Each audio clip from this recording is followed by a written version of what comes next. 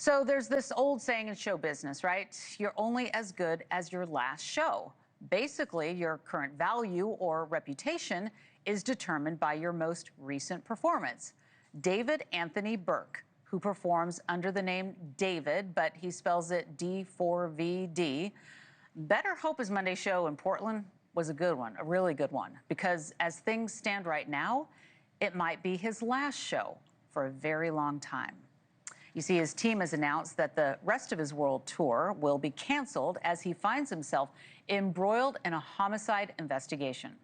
On Wednesday, the body in the trunk of his impounded Tesla was identified as a missing teen girl named Celeste Rivas Hernandez. This teen had been missing since April of 2024, and her body, dismembered and decomposed, was found in the car on September 8th.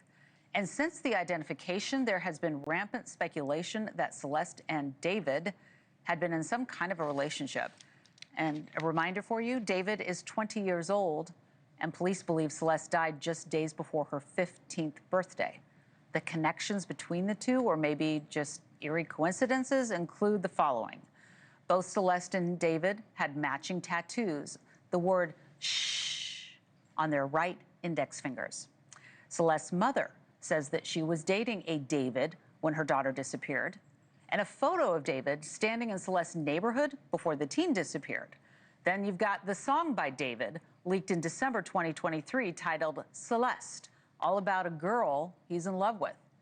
TMZ has also acquired multiple photos and a video of David with a girl who looks remarkably like Celeste Rivas Hernandez.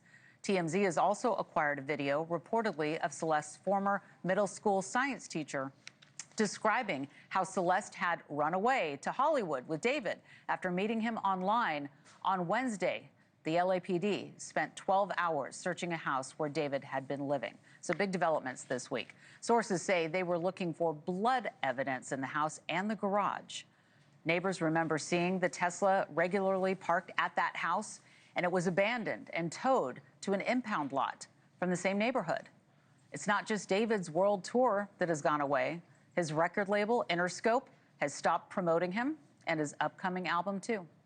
He has been quietly uninvited from a September 24th show at the Grammy Museum. And there are reports that Crocs and Hollister have removed David from an upcoming marketing campaign.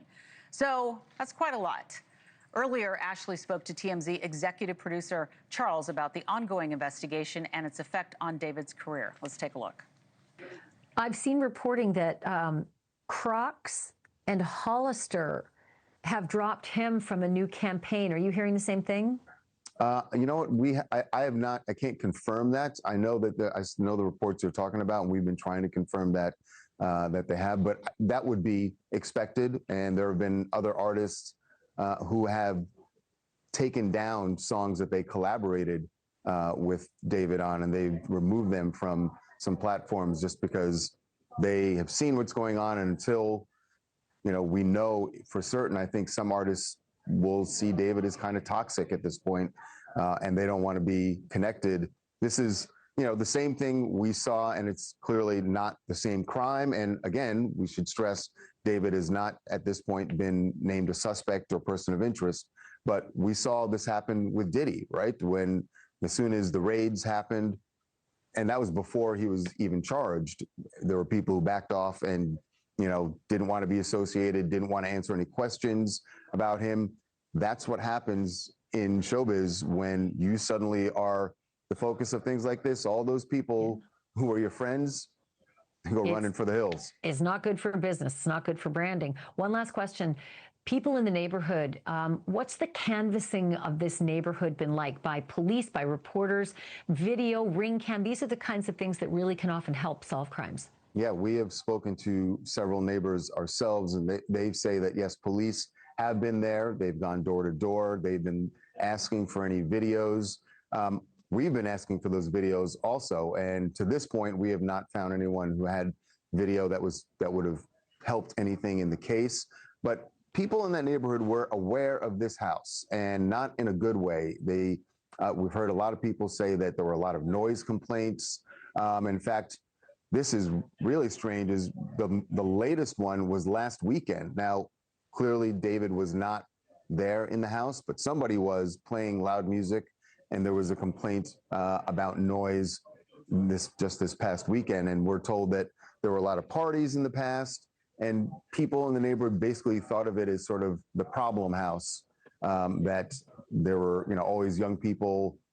In a way, it does sound like sort of the way the complaints come around is like sort of older people in the neighborhood complaining about the young kids who are in this beautiful home, but having clearly in that home and having a good time and doing it with loud music frequently. So they were not, let's say, not well liked on the block.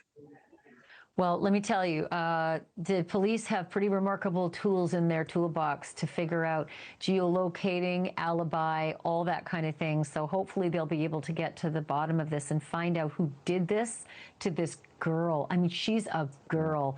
She was a kid. This is so sad for her family, for Celeste, and, a cautionary tale for so many parents as well. Charles, I always love talking to you. Thank you so much for this. Thank you for watching. Subscribe below and download our NewsNation app right now on your phone, and you will get fact-based, unbiased news for all Americans.